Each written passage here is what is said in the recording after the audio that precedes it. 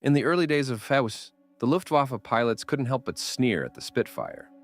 To them, it was nothing more than a flimsy little thing, a fragile toy that wouldn't last a minute in real combat. They'd seen its sleek lines, its lightweight frame, and dismissed it outright. What could this British contraption possibly do against the might of their Messerschmitts? They laughed, they joked, they boasted about how easily they'd swat it from the skies. But their laughter didn't last long, because the Spitfire wasn't just some delicate plaything.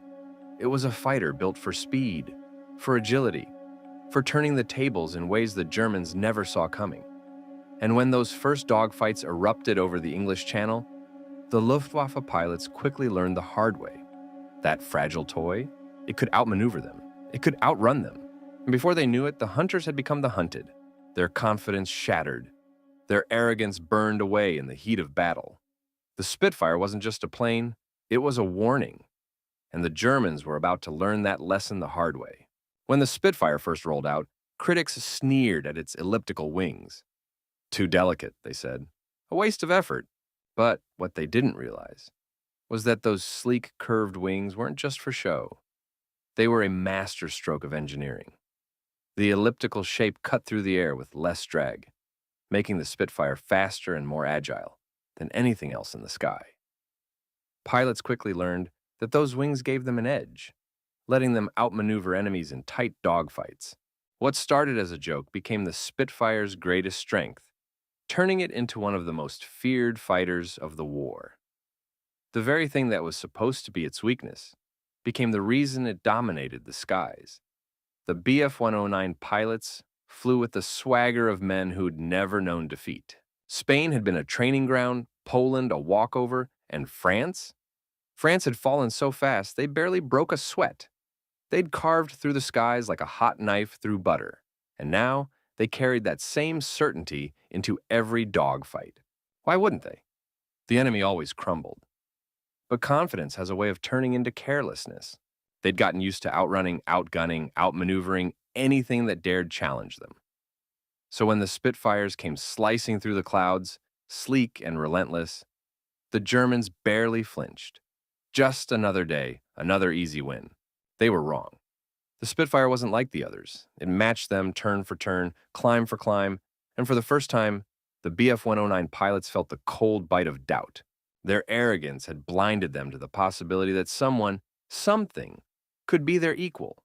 And by the time they realized it, the sky was already burning around them. You'd think the Germans had the edge with their BF-109, sleek, powerful, and packing a serious punch. But here's the thing. The Spitfire's Merlin engine? It was like a magician's trick.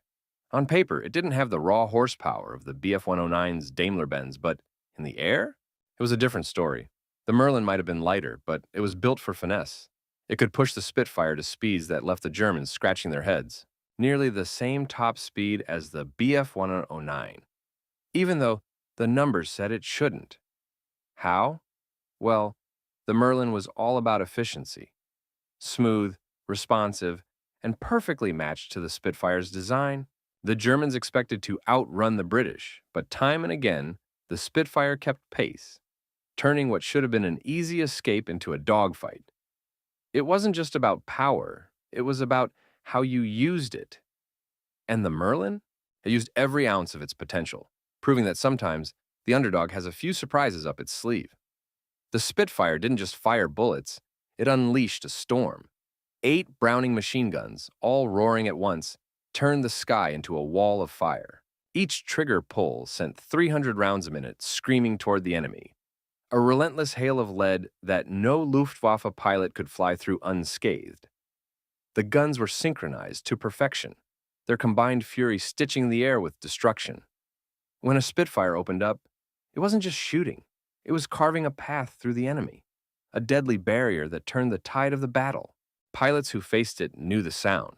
The sheer volume of fire meant only one thing. There was no way through. The Luftwaffe pilots were given strict orders. Never get into a turning fight with a Spitfire. It didn't matter how skilled you were, or how much you trusted your Messerschmitt. If you tried to outturn one of those British fighters, you were asking for trouble.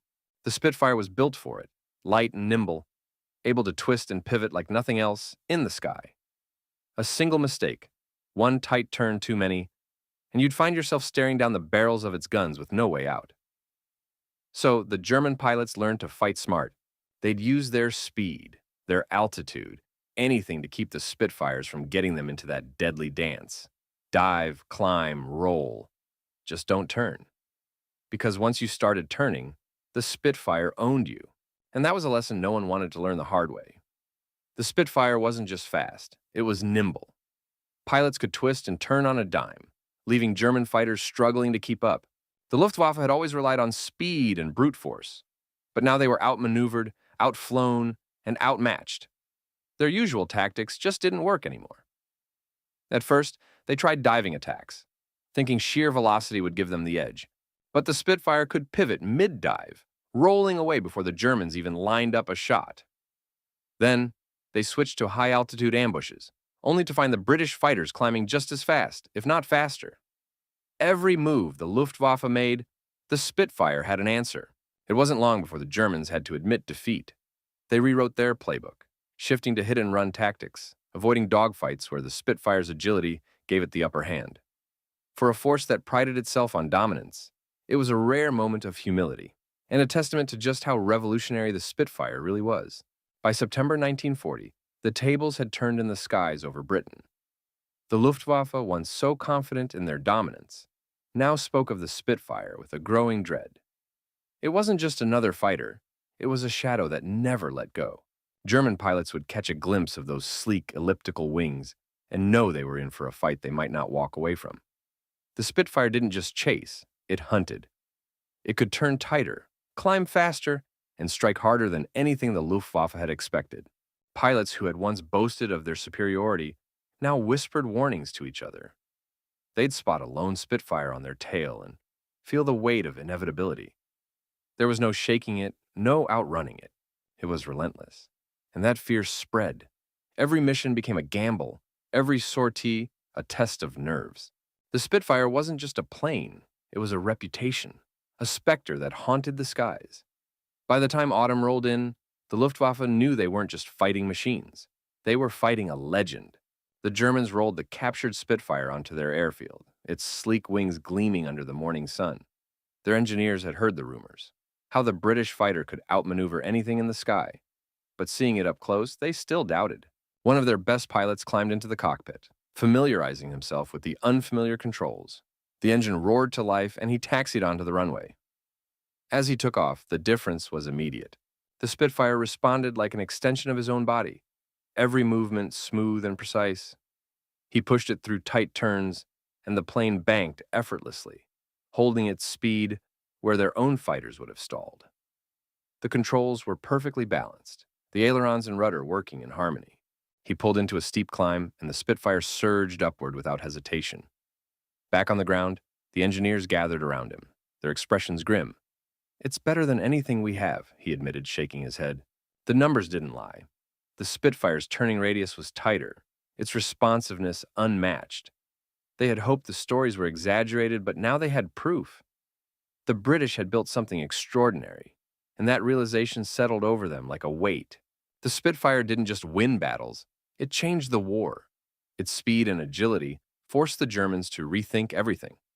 Pilots couldn't rely on old tactics anymore. They had to adapt or get left behind. The Luftwaffe needed something faster, something tougher, and that's where the FW190 came in. It was built to outmatch the Spitfire, a direct response to the threat it posed. But even then, the Spitfire's legacy was already set. It had reshaped the skies, pushing the enemy to innovate just to keep up. That's the mark of a true game changer. It doesn't just fight the war, it changes how wars are fought. When the Spitfire took to the skies, it didn't just change the game. It rewrote the rules. This sleek, powerful fighter became the backbone of Britain's defense during the Battle of Britain, outmaneuvering and outgunning the Luftwaffe with a grace that belied its deadly purpose.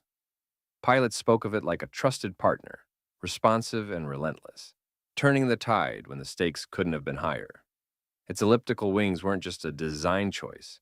They were a statement, a symbol of innovation that gave Allied forces an edge when they needed it most. But the Spitfire's legacy didn't end with the war.